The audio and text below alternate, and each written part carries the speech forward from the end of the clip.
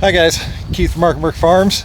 It is beginning of the third week of October and it is about to get very, very cold out here. So I'm gonna go run around and show you how we prepare for the big cold so we can try to get through to the end of the week basically when it's gonna be nice again. So let me show you.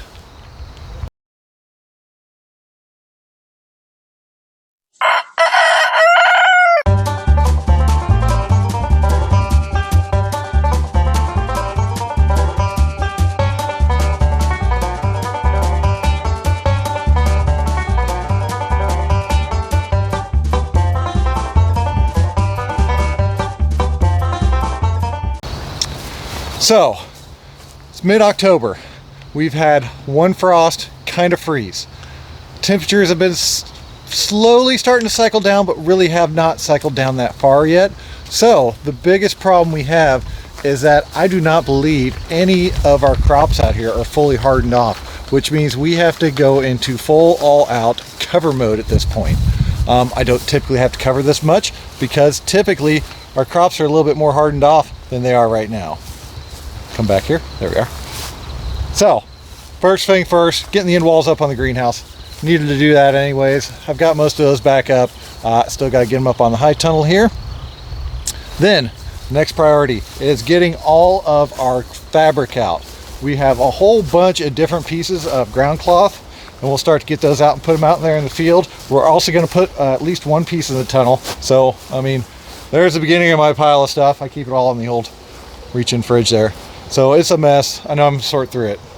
But for now, I'm going to finish getting the tunnel end wall sealed up, get the doors on, and work from there.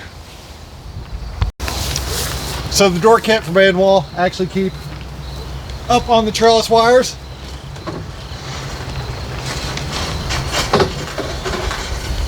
That seemed to be the best place I could find to keep it. Farmer friend door, this thing's fallen apart several times. They're really not made for extremely windy areas. But they're what we got, so that's what we have to use at this point.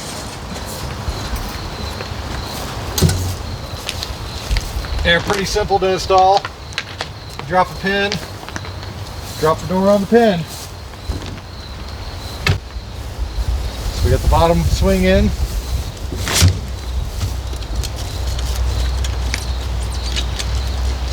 Make everything operational again. And the top swing. Another pin that combines them. And there's a pin up top.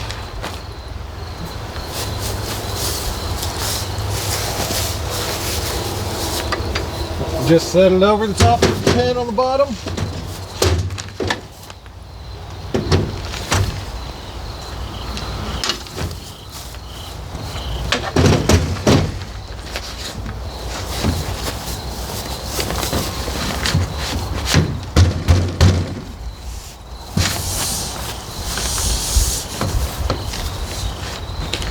And we drop our pin in from the top. So easy as that, install the door, then we'll move over to the greenhouse and start working on it. So the door needs a little bit of fine tuning, but we got it on there, we're good to go. That tunnel is sealed. We actually reused the plastic on this from last year on the end walls. Didn't save the one on the bottom for some reason, not sure why. Next tunnel, this one is not complete yet. I do not have a door built out. So what I did is put a piece over here, put another big piece over here. From here, we're gonna take this over and we're just going to seal this up on the end. I'm going to put my heater in here, which I'll show you right here.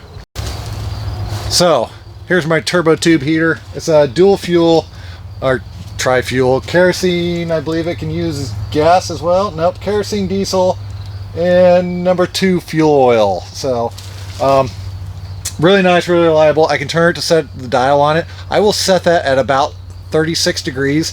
It's actually going to go into the tomato house because I'm going to try to keep those tomatoes going. Oh, it actually feels like it's still got a bunch of diesel in it. I found that this will heat for quite some time with just what's in it. Don't have to refill it every single day, though I will check on it. But this should hopefully get me through these next 2 days.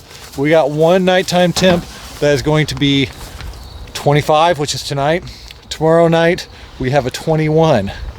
That's really pushing it for our first freezes. Those are first really, really hard freezes. We don't typically get that this early in the season. So I'm fairly worried about what's going to happen. I will bring you back out here over the next couple days and kind of show you, because this won't be coming out until Thursday or Friday, and it is now Monday, so we should be able to show you a couple more things.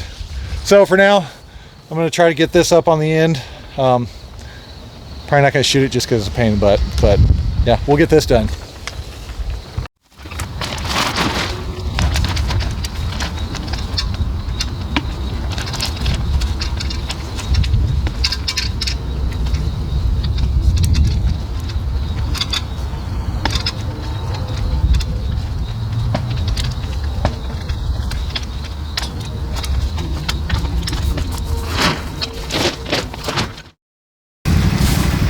So I got the greenhouse pretty much locked down. Go through and put wiggle wire into the tracks on the side where my roll-up sides are on the sidewalls. And then I'm going to do the same thing down here on the automatic sidewall as well. The one thing I will note down here on this end, I will disconnect this because it will tear all of this out if I'm not careful and it takes off on me. Now, heading over to the field block. Now's where I really got to make my decisions. I want the lettuce right here. Not too concerned about the lettuce down there.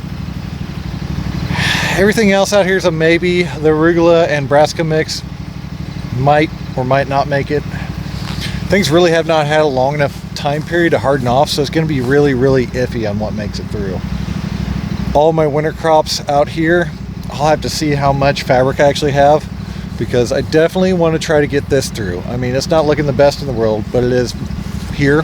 I still actually have the hoops up where I planted it because it was so hot. So I've got one layer Ag 19 equivalent underneath there, and then there we are. I've got my big piece here. I've got doubled up, so I'm going to take that over and weight it down like I would regularly. So basically that first bed there has 3 layers of row cover on it. This other one is going to have 2 of them.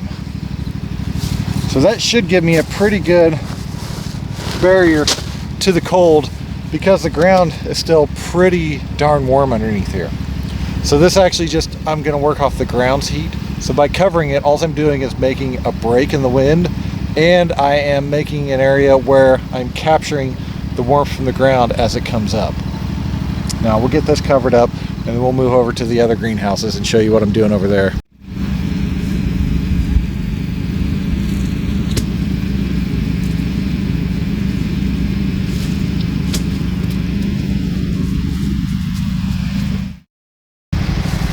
So with anything, the more layers, the better. I mean, it's going to be a pretty substantial cold. I don't expect any of this to make it. That maybe, that definitely will not.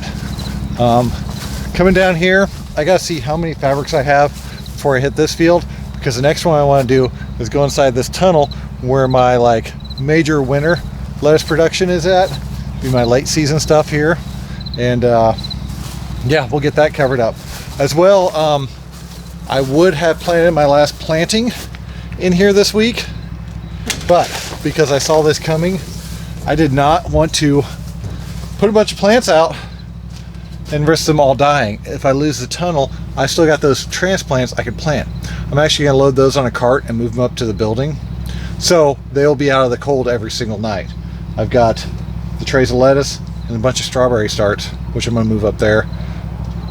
And then yeah, I'll go get some more fabric and kind of see where I can cover this thing up.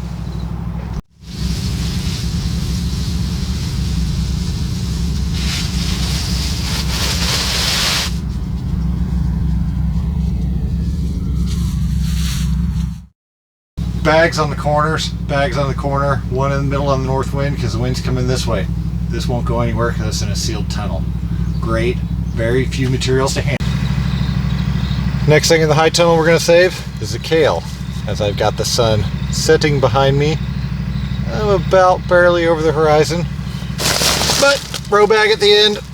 We're going to float row cover in here because we're inside the tunnel again. I don't have to worry about it. I'm just trying to conserve a little bit extra heat underneath it.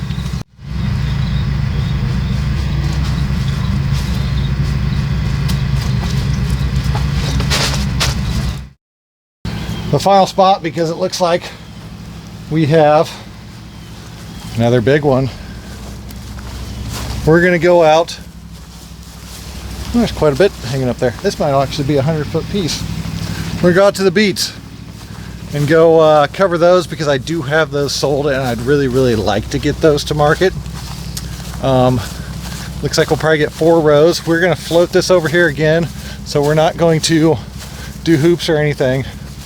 I got a bunch of row bags over here on the corner, so we're going to weight it, and I'll weight down the end. We got a whole bunch of row bags over here, and yeah, get this baby covered up and get this ready to go, because we are losing sunlight quickly and it's already starting to get cold out here.